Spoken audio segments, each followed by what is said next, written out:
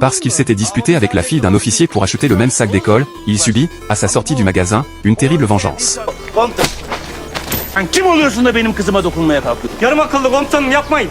Sur la place, la foule était nombreuse, le commandant, soucieux de ne pas se donner en spectacle, retint sa colère. Mais dès qu'ils eurent tourné les talons, sa fille esquissa un sourire cruel. Ce que Meimo et sa fille ignoraient encore, c'est qu'un véritable cauchemar allait s'abattre sur eux. Cet après-midi-là, la fille du commandant attira Meimo sur la colline voisine, le poussant à s'approcher dangereusement du bord d'une falaise pour simuler une chute accidentelle. Mais alors qu'elle croyait son plan parfait, le destin se retourna brutalement contre elle. Sans réfléchir, Meimo se jeta à l'eau pour la sauver, la tirant de la rivière avec la seule force de son instinct. Toujours animé par sa bonté naturelle, il s'inquiétait encore de l'état de la jeune fille, ignorant qu'il venait de signer sa propre condamnation. En effet, quelques instants plus tard, le commandant arriva sur les lieux, escorté de ses soldats. En un instant, tous accusèrent Meimo d'avoir assassiné la jeune fille.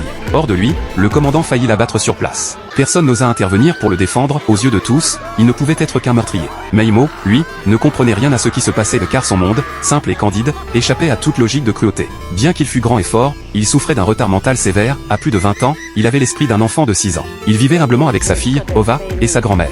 Leur existence, pauvre mais paisible, s'écoulait entre rire et affection. Mais ce fragile bonheur s'éteignit le jour où la fille du commandant perdit la vie. Cet homme, qui n'aurait pas écrasé une fourmi, se retrouva soudain accusé d'un crime qu'il n'avait pas commis.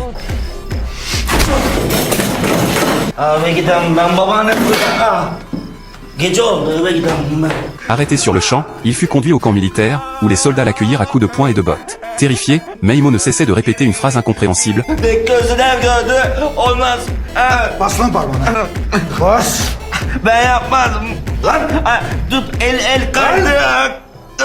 Que personne ne chercha à comprendre. Dans ce lieu, nul ne se souciait de la vérité, il fallait simplement un coupable pour apaiser la colère du commandant. Cette nuit-là, ses cris de douleur résonnèrent dans tout le camp.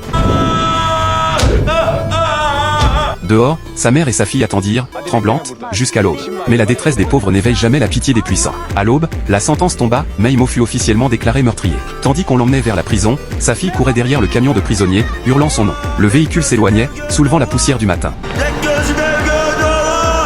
Dans le vent, elle crut entendre, comme un dernier écho, la voix de son père lui dire adieu.